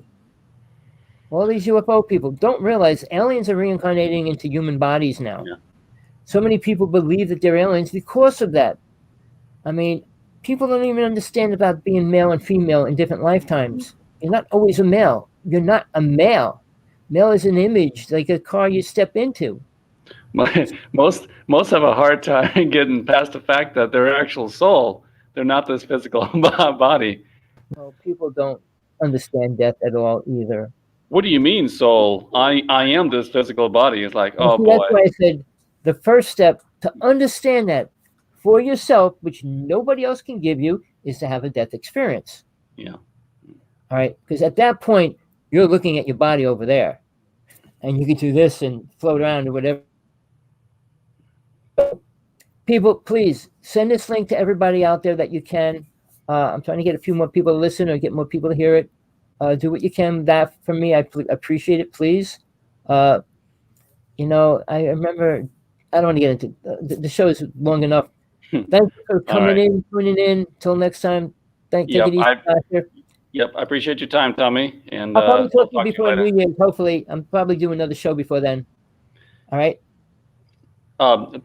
Before when? New Year's. Oh, okay, understood. All right. Peace, love, compassion, whatever you need in your life. Hope you get it. Search for it. Don't stop until you get it. And then when you get it, keep moving forward. Till next time, everybody.